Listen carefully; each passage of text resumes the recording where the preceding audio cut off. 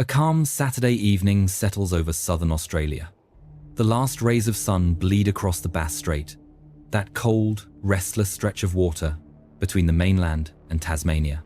Far below, the surf glows faintly orange. Far above, a single-engine Cessna cuts through the fading light. Inside sits a young pilot, Frederick Valentich, 20 years old. Calm voice. Routine flight. But at 7:06 p.m., that calm begins to fracture. His voice crackles over the Melbourne Flight Service frequency.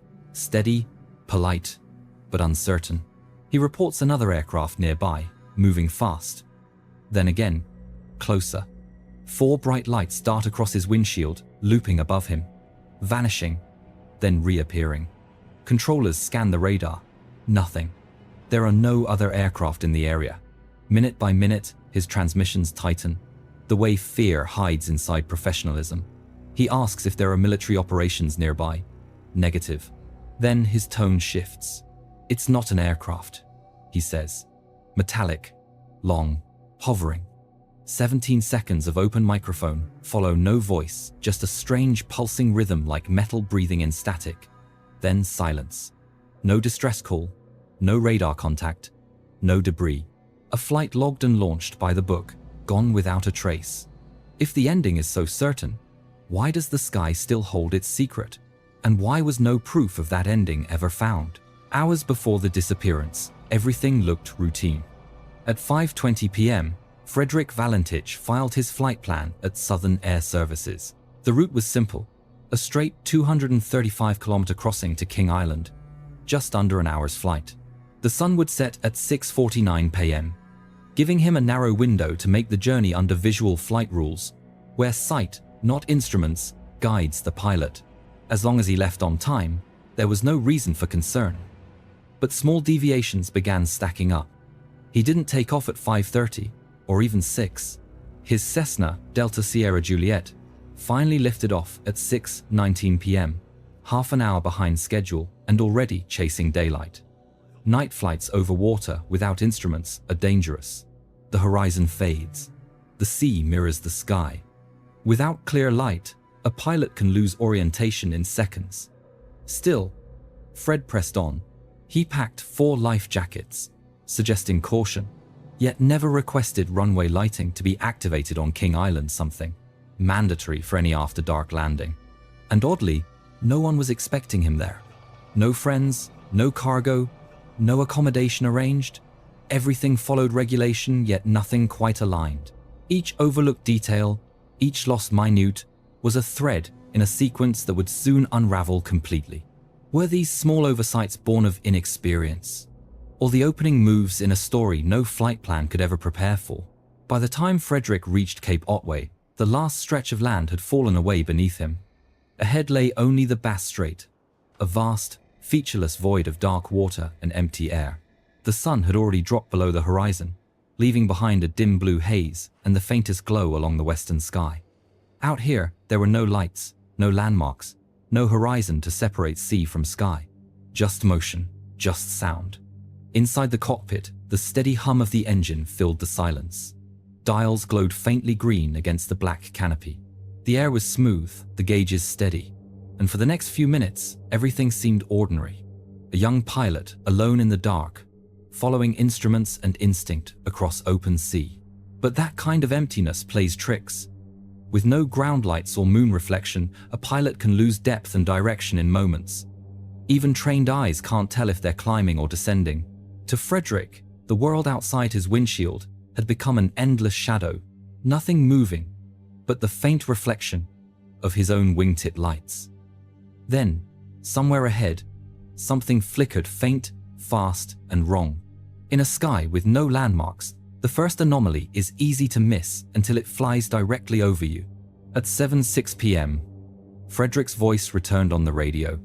Calm, controlled. He asked a simple question. Is there any known traffic below 5,000 feet? The operator at Melbourne Flight Service scanned the scope. Nothing. No scheduled flights, no radar contact. The airspace ahead was clear. Frederick paused. Then came the line that changed everything. I have what looks like an aircraft below me. Controllers listened as he described 4 bright lights, moving fast, too fast for a small plane, too deliberate for chance. He said they were aligned, like landing lights, but there was no runway anywhere near his route. A few seconds later, his tone sharpened. The lights had just passed beneath him, then climbed and flew directly overhead. He described it as long in shape, metallic, traveling at a speed he couldn't estimate.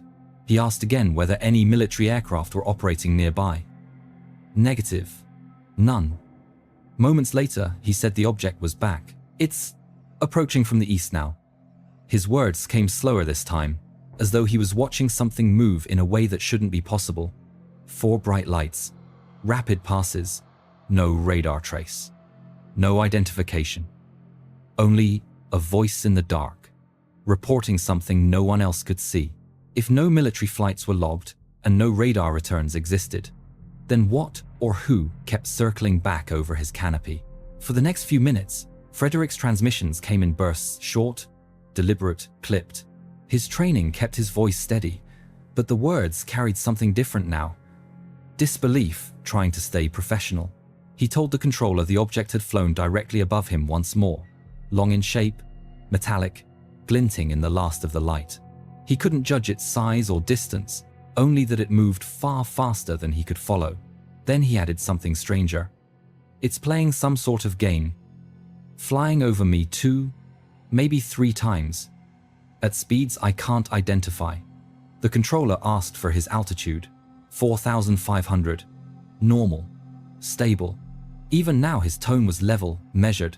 Not yet fear, just control meeting the unknown. But the descriptions grew more vivid. It's not an aircraft, he said. It's long, metallic, and there's a green light. It's shiny on the outside.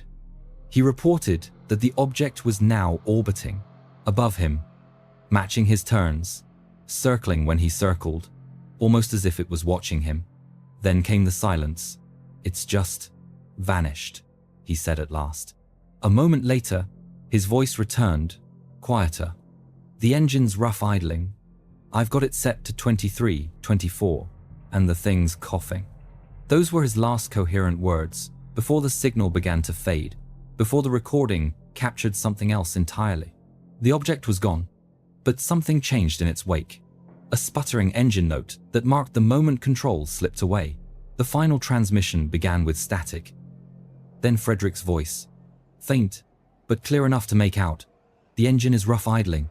I've got it set to 23, 24, and the thing is coughing. His breathing sounded calm, almost forced into rhythm, the kind of composure pilots practice when everything begins to go wrong. Then came the phrase, "That's haunted investigators ever since. That strange aircraft is hovering on top of me again. It's hovering, and it's not an aircraft." 17 seconds followed. No voice, no instruments, no reaction, just an open microphone carrying a steady, pulsing metallic sound. The pattern was rhythmic, mechanical, but not from the Cessna. Some described it as a fast beat of blades, or a modulation too consistent for radio interference. Others heard something stranger, an electronic pulse, rising and falling like a coded transmission. And then, abruptly, it ended. No mayday, no coordinates, the line cut, mid-sound, leaving silence where impact noise should have been.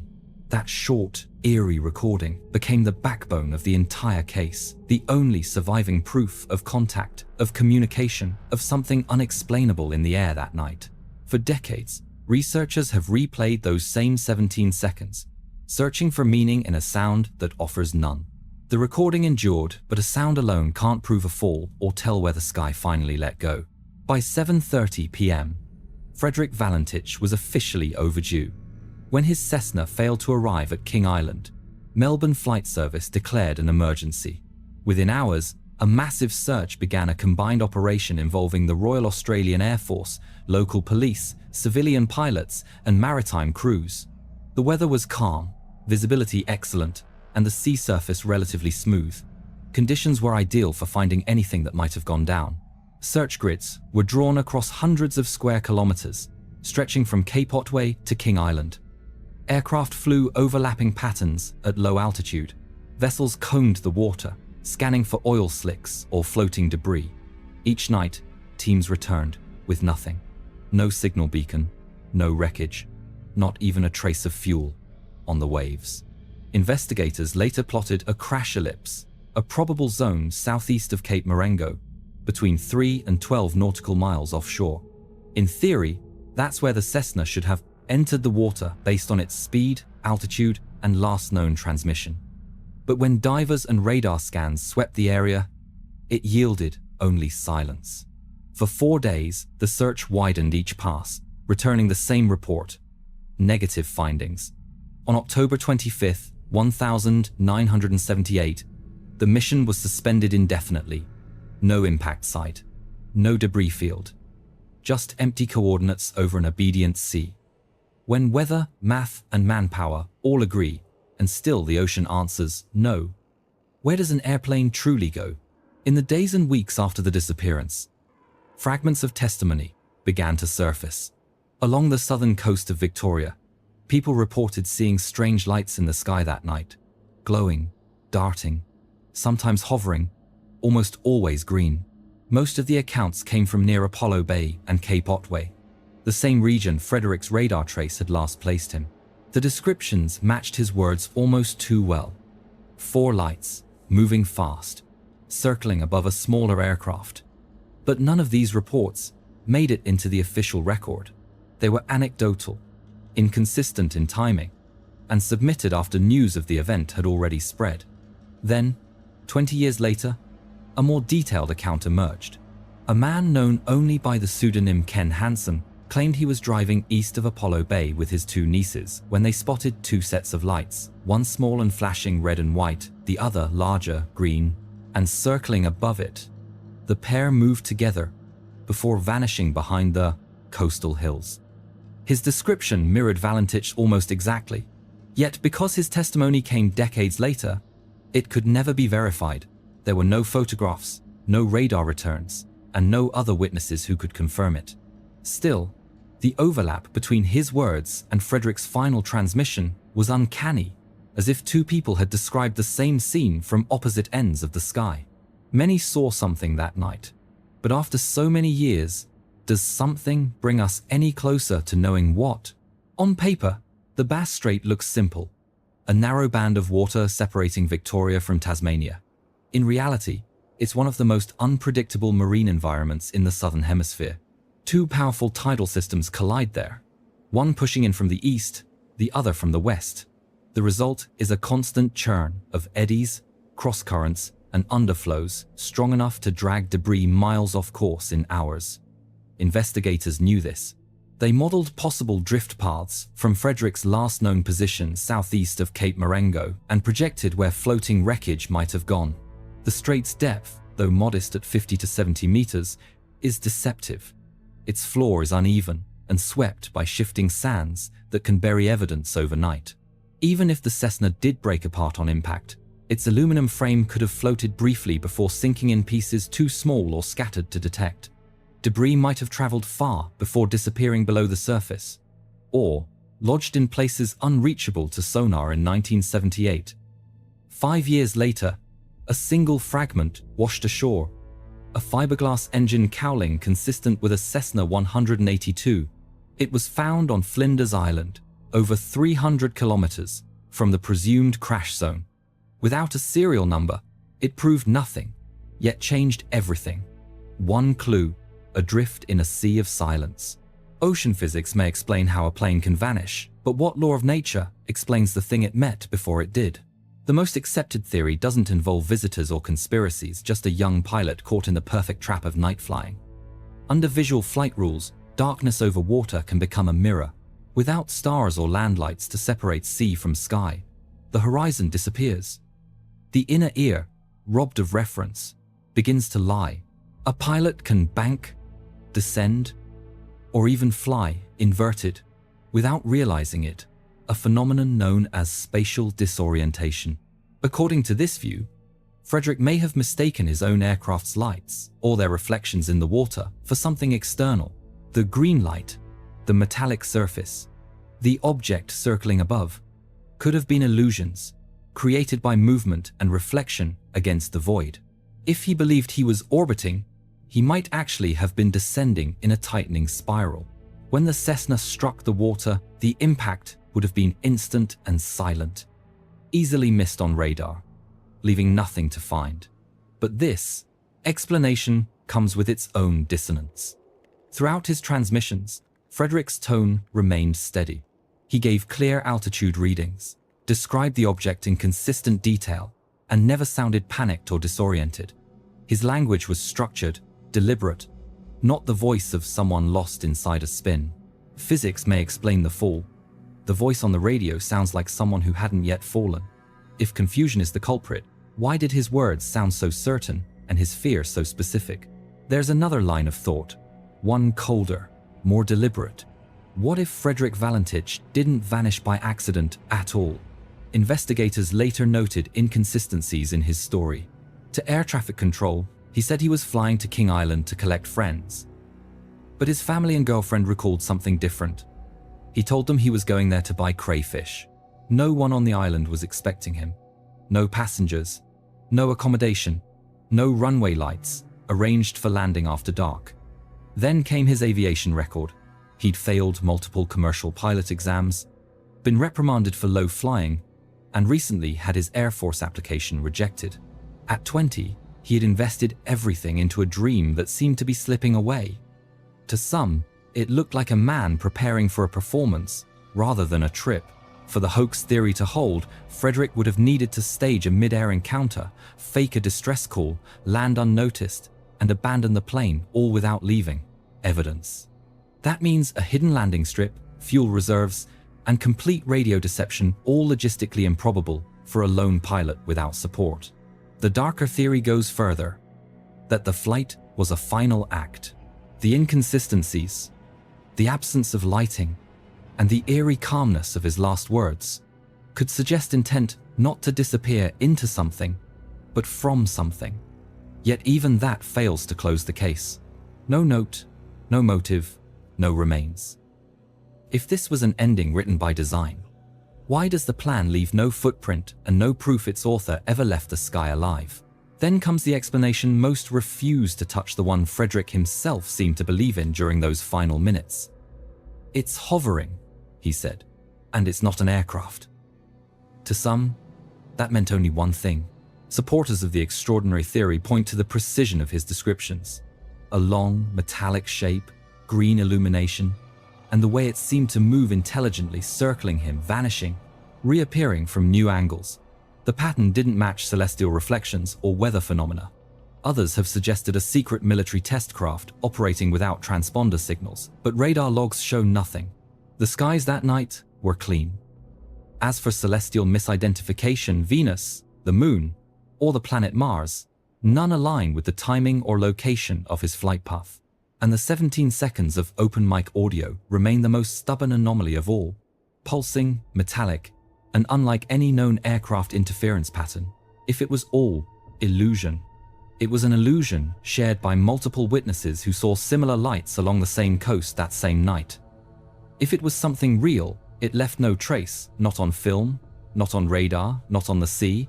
Whether born of perception or presence, the extraordinary and the ordinary both arrive at the same conclusion. A sound, a void, and nothing to claim either. Decades have passed, but the story of Frederick Valentich refuses to settle. The sea has offered no truth, only silence. His family still mark the date each October, not as a memorial, but as an unanswered question. The official files remain open-ended. The search grids that once buzzed with aircraft are now coordinates on forgotten charts, and the recording those 17 seconds of pulsing sound still echoes in documentaries, classrooms, and conspiracy circles alike. Investigators found no wreckage. Skeptics found no flaw in his transmission. Believers found no reason to doubt his conviction. All that remains is a voice carried through static, describing something that shouldn't exist, followed by a sound no one can name. Every theory explains one part and leaves another in the dark. The timing, the calmness, the vanishing, the absence of debris. Maybe he misread the sky. Maybe he met something beyond it. Maybe the truth is less about what happened to him and more about what he made the world question after him.